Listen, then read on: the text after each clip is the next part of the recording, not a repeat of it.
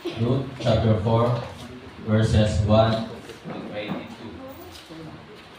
Nakita na po ba isang malakas at masayang Amen. Sa litang pagbasa, ako po sa verse 1, kayo po sa verse 2, and then hanggang verse 17 lang po pala. Ruth chapter 4, verses 1 to 17. Sabay-sabay po tayo sa verse 17. Verse 1. Then went Boaz up to the gate and sat him down there, and behold, the kinsman of whom Boaz spake came by, unto whom he said, Both such a one, turn aside, sit down here. And he turned aside and sat down. Verse 2, kayo po. And he took 10 men of the elders of the city, and said, Sit ye down here, and they sat down. And he said unto the kinsman, Naomi, that is come again out of the country of Moab, selleth a parcel of land, which was our brother Elimelech's. Verse 4, kayo po.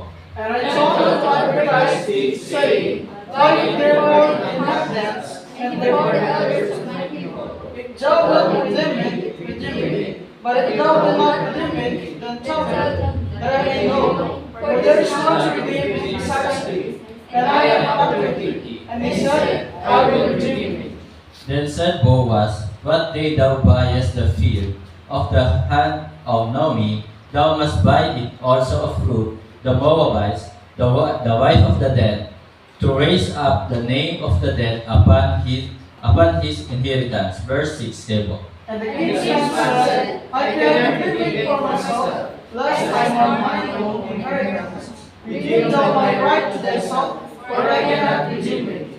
Now this was the manner in former time in Israel concerning redeeming and concerning changing.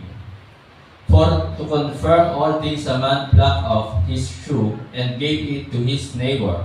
And this was a testimony in Israel. Verse 8. Therefore the kinsman said to Boaz, Buy it before thee, so we will out his shoe. And Boaz said unto the elders and unto all the people, Ye are witnesses this day, that I have bought all that was Elimelech's and all that was Chilion's and Malon's of the hand of Naomi. Verse 10, kayo po. Moreover, the Moabites, the wife of Mahlon, have I purchased to be my wife, to raise up the name of the dead upon his inheritance, that the name of the dead be not cut off from among his brethren, and from the days of the days, they are witnesses this day. And all the people that were in the gate and the elders said, We are witnesses. The Lord made the woman that is come into thine house like Rachel and like Leah, which two did build the house of Israel, and do thou work worthily in Ephrata, and be famous in Bethlehem. Verse 12. And then comes the house of Taras, whom Tamar bare unto Judah, of the seed which the Lord shall give you is the young woman. So Boaz took Ruth, and she was his wife, and when he went in unto her, the Lord gave her conception, and she bare a son. Verse 14. And the woman said unto Naomi, Blessed be the Lord, which hath not left thee this day without a kinsman. Let his name be famous in Israel. And he shall be unto thee a restorer of thy life, and a nourisher of thine old age.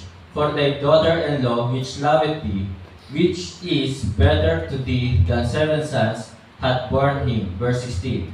And Naomi took the child and laid it in her bosom, and became nurse to it. Verse 17, altogether ready with. And the woman her neighbors gave it a name, saying, There is a son born to Naomi, and they called his name Obed. He is the father of Jesse, the father of David. Purihin po ang Diyos sa pagkabasa ng kanyang banal na salita. Tayo pong lahat ay umuko, kumiti, tayo po ay manalangin. O dakilang Diyos na makapangyarihan sa lahat, muli aming Ama, kami po ay lumalapit sa inyong pong harapan, nagpapakumbaba, humihingi po kami ng kapatawaran sa aming pong pagkukulang, mga kasalanan na nagagawa namin sa iyo. Sa hindi po namin pagsunod sa iyong mga utos, patawad po. Banal Espiritu, patawarin mo po kami. Salamat po aming Diyos sa gabing ito na muli kami po ay inyong pong minarapat, makatulog sa inyong pong mapagpiyayang trono Salamat po aming Diyos sa mga panalangin po namin na inyo pong sinagot at ibinigay po ang aming mga kahilingan. Salamat din po sa gabing ito sa mga kapatiran na patuloy po na nagpapahalaga sa prayer meeting sa inyong pong gawain. Dalangin po namin sa gabing ito kapayapaan po sa Jerusalem, kaligtasan ng mga taga-Israel, yung po mga nabihag ng Hamas, dalangin po namin maligtas po sila.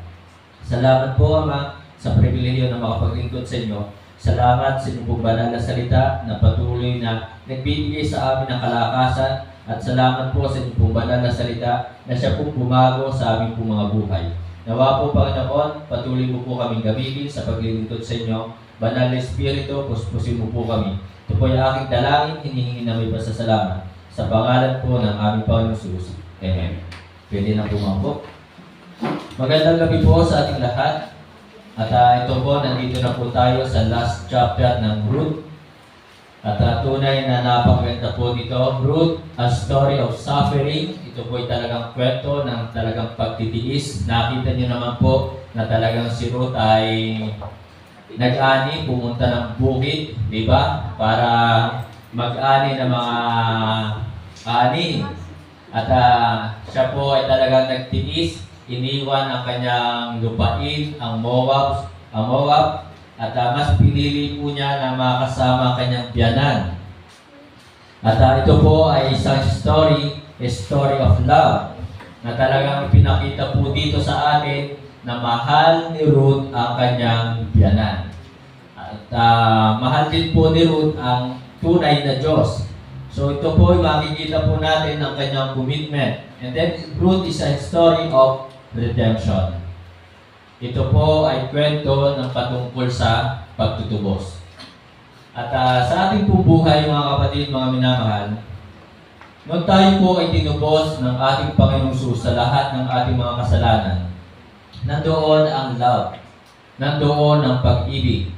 Sabi nga po ng John 3:16, "For God so loved the world, that He gave His only begotten Son, that whosoever believeth in Him should not perish but have everlasting life." So mga kapatid, mga minamahal, Ruth is a story of love and redemption. So makikita po natin dito, tinubos po ni Boaz, ito pong si Ruth. So dito po ay talagang ipinapakita din sa atin yung picture ng ating pong Panginoong Jesus. Dito po sa Book of Ruth. So mga kapatid, mga minamahal, this evening po, ang title po ng mensahe, Boaz Redeems Ruth. Boaz Redeems Ruth. And we, our Redeemer, the Lord Jesus Christ. Jesus Christ redeems us. He is our Redeemer. Ang ating pong Panginoong Jesus, dito po ang Redeemer po ni Ruth ay walang iba kundi si Boaz. So mga kapatid, mga minamahal, sasagutin po natin ang katanungan, bakit tinubos? Bakit tinubos ni Boaz si Ruth? So it is not about the property. Hindi po ito para sa mga ari-arian na mamanahin ni Ruth kay Noemi or sa kanyang asawang namatay. Sapagkat si Boaz po mga kapatid, mga minamahal, sabi nga po dito sa Ruth chapter 2 verse 1, 5, and 8. Tingnan po natin ang ating pong Bible sa Ruth chapter 2 verse 1. "And Noemi had a kinsman of her husband's, a mighty man of wealth. So, of the family of Elimelech, and his name was Boaz." So makikita po natin dito na si Boaz ay isang talagang napakayamang tao. So, it is not about the property. Sapagkat si Boaz ay meron talaga siyang ari-arian, meron siyang property. Kung titingnan po natin, hindi po niya kailangan ang mamanahin ni Ruth kay Noemi. Sapagkat siya po ay isa ng mayaman. Then verse 5, tingnan po natin ang verse 5.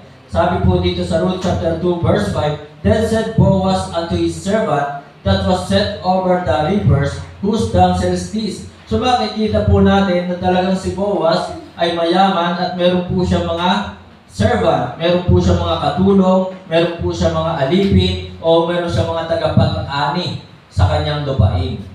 Amen po ba? Verse 8. Sabi po ng verse 8, Then said Boaz unto Ruth, Hearest thou not, my daughter? Go not to glean in another field, neither go from thence, but abide here, fast by my maidens. So dito po ay sinabi po ni Boaz, huwag ka na pumunta doon sa ibang bukirin, sa ibang bukid. Dito pa lang ay sapat na. Ang iyong maaani, ang iyong makukuha din sa aking lupain, sapat na para ikaw ay mabuhay. Mabuhay ka at ang iyong biyanan. So, ganun po kayaman si Boaz. Na talagang hindi na niya pinalis doon si Ruth sa kanyang lupain sapagkat doon pa lang sa lupain ni Boaz ay talagang mabubuhay na si Ruth. So, it is not about property. Kung bakit niredeem po ni Boaz si Ruth, hindi po ito dahil sa ari-arian na mamanahin ni Ruth. It is not about prettiness. Hindi po ito doon dahil maganda si Ruth. Alam niyo po, si Ruth ay hindi po maganda. Chubby nga eh. Si Ruth po ay hindi maganda. Tingnan po natin ang Ruth chapter 4. Tingnan niyo po. So hindi po ito dahil maganda si Ruth, sapagkat si Ruth ay hindi maganda. Sabi po ng Ruth chapter 4, verse 8 and 6. Tingnan po natin, verse 6. Sabi po ng verse 6, mga kapatid, And the kinsman said, I cannot redeem it for myself. So mga kapatid, yung isang pinakamalapit na kamag-anak ni Noemi na asawa ni Elimelech, tinanggihan na i-redeem o tubusin yung mga mamanahin ni Ruth. At tinanggihan si Ruth na mapangasawa. So kung maganda po si Ruth, iti sana. Di ba? Marami nang nagunahan doon sa mga kamag-anak ni Elimelech o kamag-anak ni Noemi. Ako na. Di ba? Ganoon naman talaga mga lalaki kapag maganda, di ba, nag-uunahan? Lumawan sa akin. Oo. So, hindi po siya maganda. Sapagkat, sabi nga dito, I cannot redeem it for myself, lest I mar my own inheritance. Redeem thou my right to thyself, for I cannot redeem it. Then verse 8. Therefore the kinsman said unto Boaz, Buy it for thee. So he drew off his shoe. So tinanggihan po. So ipinapakita dito sa mga talatang ito, hindi maganda si Ruth. Hindi po siya attractive. Hindi po siya sexy. Amen? So yun po mga kapatid, it is not about prettiness. Hindi ito patungkol sa kagandahan. Sapagkat sa ganda ay wala pong ganda si Ruth. So bakit tinubos ni Boaz si Ruth? It is not about pleasure or popularity. Sapagkat mga kapatid, mga minamahal, si Boaz ay talagang kilala na sapagkat siya'y mayaman. Amen? At hindi nga po ito patungkol sa pleasure. Sapagkat mga kapatid, mga minamahal, si Boaz ay pwedeng makapag-asawa ng ibang babae. So it is not about pleasure and popularity. It is not about prettiness. It is not about property. So titingnan po natin bakit ni-redeem ni Ruth bakit ni-redeem ni Boaz si Ruth. Una, tingnan po natin ang verse 4, 5, and 6. Ruth chapter 4, verse 4, 5, and 6. Sabi po dito, And I thought to advertise thee, saying, Buy it before the inhabitants and before the elders of my people. If thou wilt redeem it. But if thou wilt not redeem it, then tell me, that I may know, for there is none to redeem it beside thee, and I am after thee. And he said, I will redeem it. So mga kapatid, mga minamahal, dito po si Boaz, ay sabihin na natin, siya po ay pangalawa pa lamang doon sa pinakamalapit na kamag-anak. Verse 5, Then said Boaz, What day thou buyest the field of the hand of Noemi, thou must buy it also of Ruth, the Moabite, the wife of the dead, to raise up the name of the dead upon his inheritance. So noon po mga kapatid, mga minamahal, kapag binili mo ang ari-arian o yung mamanahin, or kapag tinubos mo yung mga property, so kailangan mo rin pakasalan. Yun po ang batas po noon. So dito po sa verse 4 and 5 and 6, ay meron po, sinasabi po dito, ito yung batas na dapat nating sundin. Ito yung batas na galing sa ating Diyos. So mga kapatid, mga minamahal, ito po yung dahilan, isa sa mga dahilan, bakit ni-redeem ni Boaz si Ruth? Because of the commandments. Because of the commandments. Na ito po yung utos po ng Diyos. Titingnan po natin ang Deuteronomy 25 verse 5 to 10. Deuteronomy 25 verse 5 to 10. Buksan niyo po yung pong Bible sa Deuteronomy 25 verse 5 to 10. Sabi po ng verse 5, if brethren dwell together and one of them die and have no child, walang anak, the wife of the dead shall not marry without unto a stranger. Ito po yung batas ng Diyos. Na kung mamatay ang iyong asawa at wala kang anak, huwag kang mag-aasawa doon sa ibang lupain, sa estranghero. Her husband's brother shall go in unto her and take her to him to wife and perform the duty of an husband's brother unto her. Na kailangan ang mapangasawa ng babae ito ay ang kapatid na namatay. Yung kapatid ng namatay. Yan po ba? So yun po yung batas na ibinigay ng Diyos sa mga taga-Israel. So mga kapatid, mga minamahal, bakit ni-redeem ni Boaz si Ruth? Ito po ay dahil sa utos ng Diyos.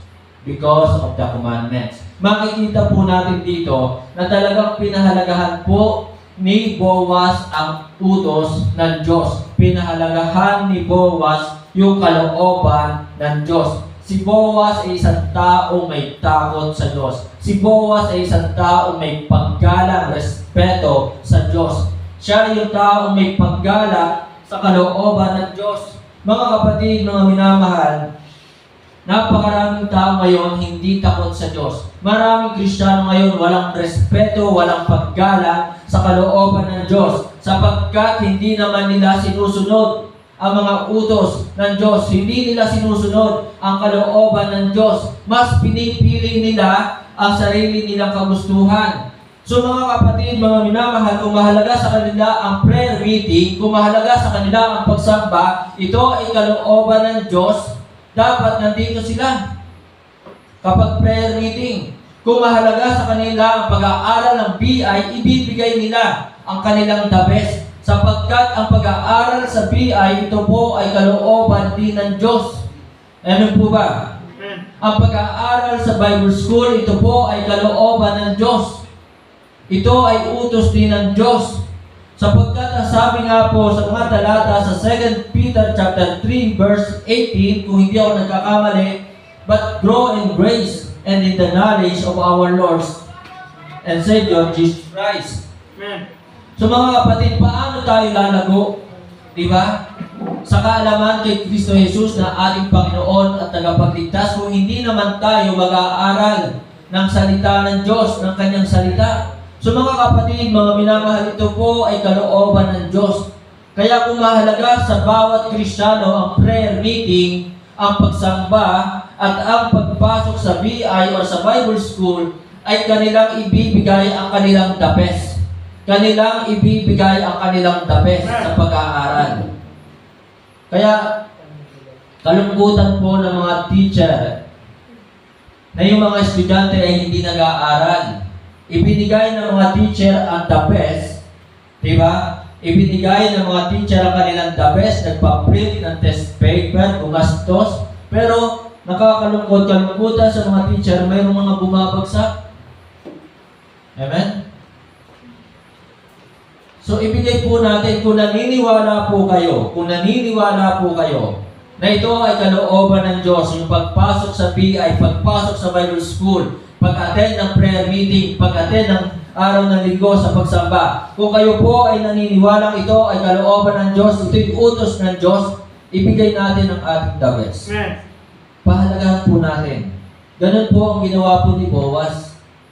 Sapagkat alam niyang Diyos ang nag-utos nito, ito'y kalooban ng Diyos, sinunod niya. ang kalooban ng Diyos, yung mga utos ng Diyos. Boaz was the man fearing God. Boaz acknowledged God, the authority of one who gave these commandments. Nandoon na talagang kinilala niya ang Diyos, yung authority ng Diyos. Kaya talagang in-advertise niya sa mga kamag-anak ni Noemi. Sapagkat gano'n na lamang ang pagpapahalaga ni Boaz doon sa nag-utos. So mga kapatid, mga minamahal, nakakalungkot, maraming Kristyano naniniwala utos ng Diyos ang pagsampa. Naniniwala na utos ng Diyos ang sulbini. Naniniwala na utos ng Diyos ang pagpipray. Naniniwala na utos ng Diyos ang pagbibigay. Pero ginagawa pa nila. Ibinibigay pa nila ang kanilang the best. So yun po nakakalungkot. So kung ikaw ay naniniwalang ito ay talagang sa Panginoon, ibibigay natin yung ating the best sa pananamit. Amen po ba? Amen. Ang ating kinakatagpo dito ay ang ating Diyos, ang ating Panginoong Jesus. Kaya sana dapat magdamit din po tayo na maayos kapag araw ng prayer meeting at araw ng Sunday. Ibigay natin ang ating the best. So Boaz acknowledged God, the authority of one who gave these commandments. Boaz adored God. Makikita natin nandoon ang pag-ibig ni Boaz sa Diyos. Sapagkat sabi nga po ng John 14 verse 15, if you love me, keep my commandments. Mga kapatid, mga minamahal, ang daming tao, ang daming Kristyano nagsasabing mahal ang Diyos, pero hindi naman magawang sundin ang mga utos ng Diyos. Hindi magawang sundin ang kalooban ng Diyos. Amen? Amen. So nandoon, Boaz adore God. Boaz respect, love, honor the Lord our God. Boaz attest his loyalty to God. Pinatunayan ni Boaz ang kanyang katapatan sa Diyos. Hindi natin pwedeng sabihin tayo tapat kung hindi naman tayo sumusunod sa kanyang mga utos, sa utos ng ating Diyos. Amen? Hindi natin pwedeng sabihin tayo tapat kung hindi naman tayo sumusunod sa mga utos o kalooban ng Diyos. Amen. Tandaan po natin mga kapatid, mga minamahal, moreover, it is required for the stewards that a man be found faithful. Amen? Na hinihingi sa atin na tayo po ay maging tapat. So hindi tayo magiging tapat kung hindi naman natin sinusunod ang mga utos o kalooban ng Diyos. Ito po si Boaz. Bakit tinubos ni Boaz si Ruth? Sapagkat dahil ito sa utos ng Diyos. Bakit tayo tinubos ni Kristo? Sapagkat ito ang kalooban ng Diyos na nagsugo sa Kanya. Hindi nais ng Diyos na ang sino man ay mapahamak. Kung bakit si Kristo ay naging masunurin hanggang kamatayan. Philippians chapter 2 verse 8, and being found in fashion as a man, he humbled himself and became obedient unto death, even the death of the cross. So si Kristo ay naging masunurin sa kalooban ng Ama sapagkat ito yung kalooban ng Diyos para sa atin. Kung bakit siya po ay napako sa krus, mga kapatid, mga minamahal, sa mga manonood po. Kung bakit si Kristo ay napako sa krus sapagkat para tubusin lahat ng ating mga kasalanan. Upang tubusin tayo, upang tayo magkaroon ng kaligtasan, huwag mapahamak sa impyerno. So yun po yung una mga kapatid, mga minamahal. Pangalawa, makikita po natin dito, the reason why Boaz redeems Ruth just because of the character of Ruth. Because of the characteristics of Ruth. Ruth is not materialistic. Siya po yung babae na hindi po siya materialistic. Kasi yung ibang mga babae po, kaya nila ginugusto o kaya nila sinasagot ang isang lalaki sapagkat nandoon tinitingnan nila kung ang lalaki bagang ito ay kayang i-provide ang kanyang mga kailangan o ang kanyang mga luho. Di ba? Kung ang lalaki bagang ito'y makakapagbigay sa kanya lagi ng pera, Or ang lalaki, bagang ito'y makakapagbili lagi sa kanya ng mga material na bagay, magandang damit, magandang bag, magandang sapatos, make-up. So yun po ang ibang babae. Pero si Ruth po ay hindi po siya materialistic. Amen? Ruth is not materialistic. Ruth is not money maniac. So si Ruth po ay hindi po ganit sa pera.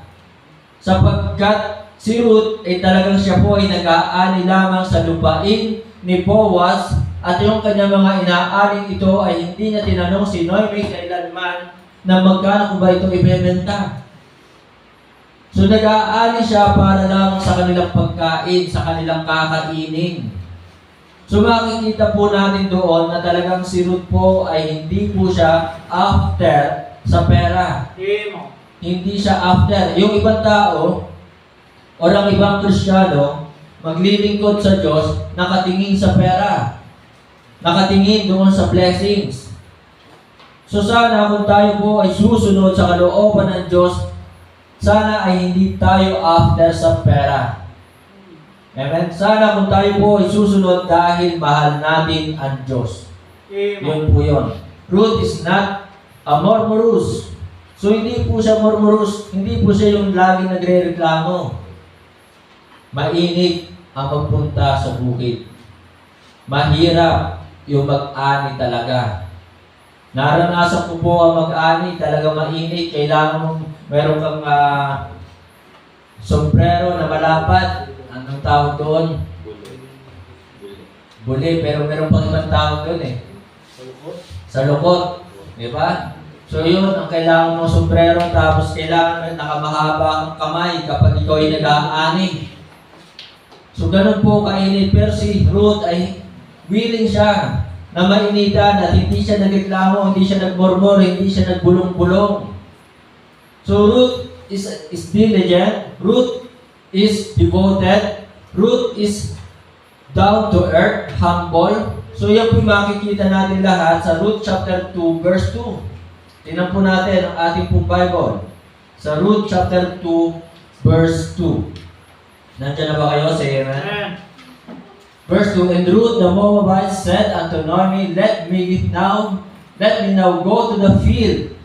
So, sinabi diyan, nandoon ang pagkukusa. Diba, nagkukusa po si Ruth. Sinabi niya, nagpaalam pa siya sa kanyang biyanan.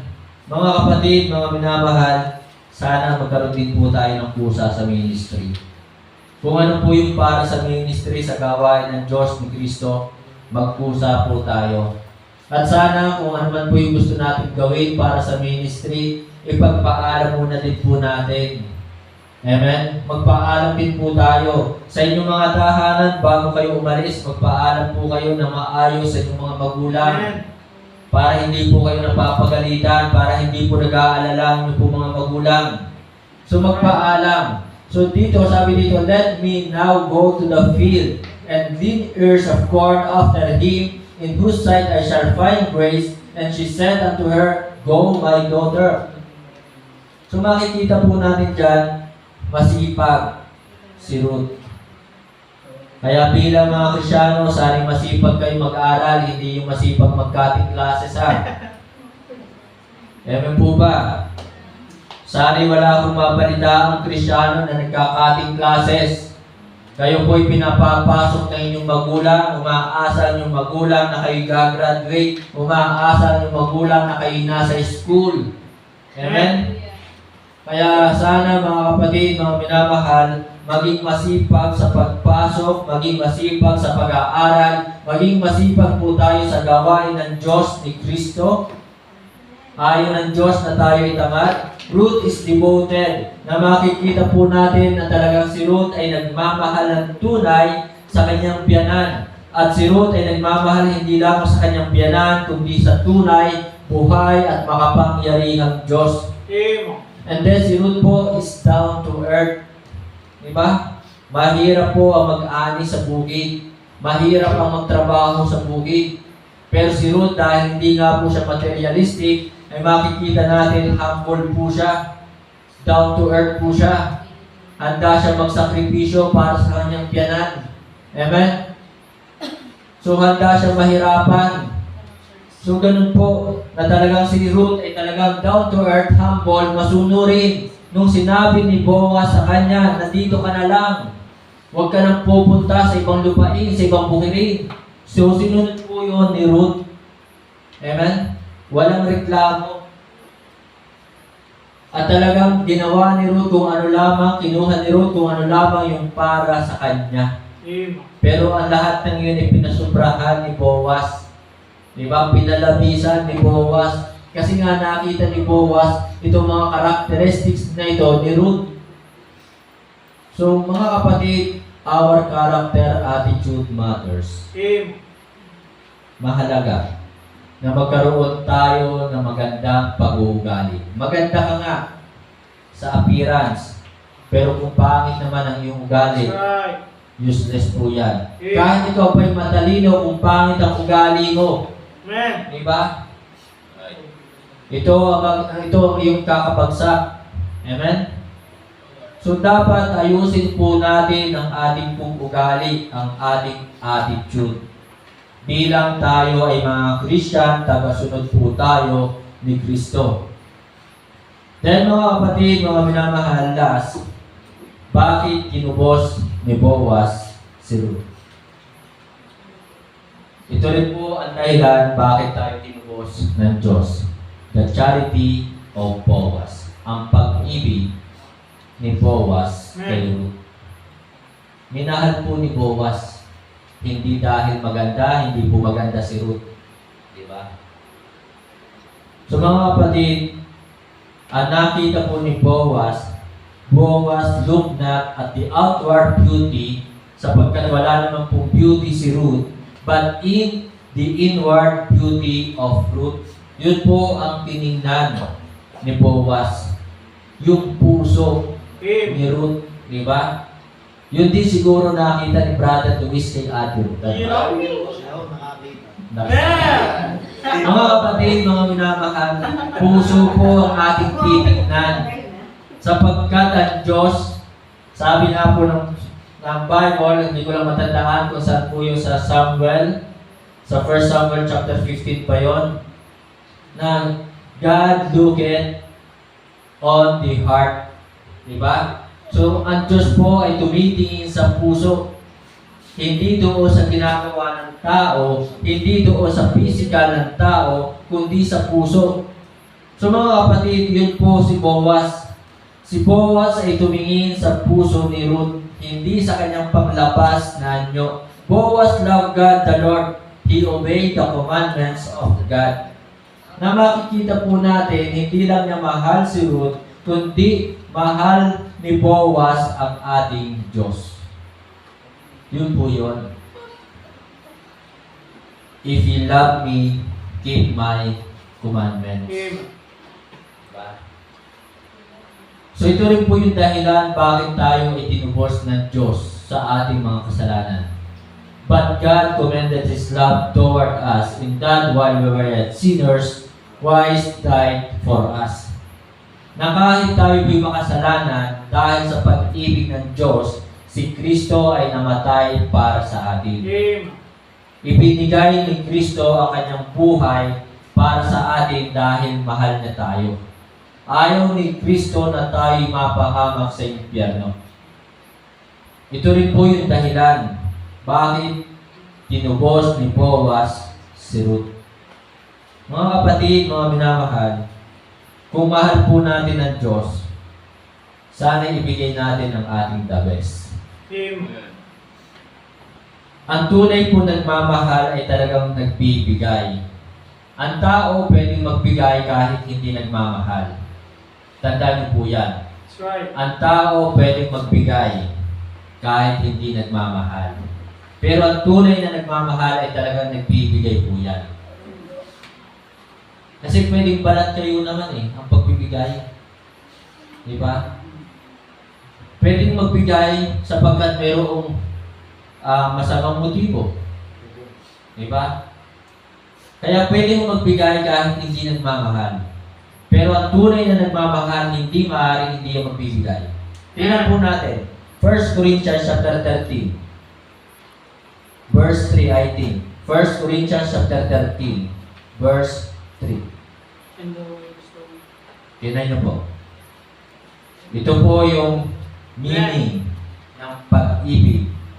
So kung gusto niyo pong malaman ang tunay na pag-ibig, basahin niyo po ang 1 Corinthians chapter 13, verse 3. Sabi po dito, and though I bestow all my goods, sabi dito ni Pablo, kahit ibigay ko ang lahat ng aking mga ari-arian, ng aking mga tinatangkilik, to feed the poor, upang mapakain ng mga mahihirap, and though I give my body, kahit ibigay ko ang aking katawang ito, to be burned, para sunugin, and have not charity, it profited me nothing. Diba? So, pwede magbigay kahit walang pag-ibig. Pero ang tunay na nagmamahal ay merong ibinibigay. Kaya mga kapatid, ang lesson po dito, huwag panuloko doon sa mga nagbibigay talaga. Diba? Kasi baka yan ay wrong motive. Huwag padadalaga doon sa mga nagsasabing I love you. Diba? Huwag padadalaga doon sa mga nagbibigay ng mga flowers, nagbibigay ng chocolate. Huwag agad sasagot ng oo, mahal din kita. Diba? Kasi pwede namang magbigay ng walang pag-ibig. Mga kapatid, mga minamahal, sa pagtatapos, tapos na po tayo. Tinapos na po natin ang root. Nabasa natin from chapter 1 up to chapter 4. So nagkaroon po ng magandang bunga ang pagtitiis ni Ruth. Diba? Nagkaroon ng magandang bunga ang pagmamahal ni Ruth sa kanyang biyanan. Diba? So mga kapatid, mga minamahal,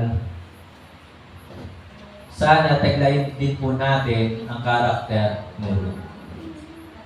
Amen? Sapagkat ito po ang valuable asset na mayroon na pwedeng magkaroon tayo. Hindi yung mga magandang kotse, hindi yung magandang bahay, hindi ang magandang cellphone o damit. So, ang magandang magkaroon po tayo na asset ay kung ano yung attitude na meron po tayo. So, mga kapatid, mga minamahal, tayo po ay tinubos ni Kristo sa lahat ng ating mga kasalanan. Kaya sana, lumayo na tayo sa limang uri ng kasalanan. Tayo po natin tumayo. Tayo po yung pumikit, tayo po yung manalangin. Dakilang Diyos na makapangyarihan sa lahat. Salamat po sa katubusan, kapatawaran ng aming mga kasalanan. Salamat sa kaligtasan.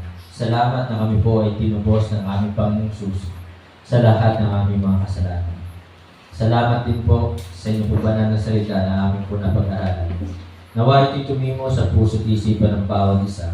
Tulungan mo po kami, aming Diyos, patuloy namin may sa buhay ang iyong kalooban. Nawa po Panginoon, patuloy mo po kami gamitin sa inyong pagpupasa sa ministry. Tulungan mo po kami na kami po ay makapag-akin ng kaluluwa. Dalangin po namin, patuloy po kayo magligtas ng mga kaluluwa dito sa mataas na kahoy. Salamat po Ama, ito po yung aking dalangin sa pangalan po ng aming Panginoong Hesus. Amen. Salamat po. Tayo ba yung patuloy na kayo?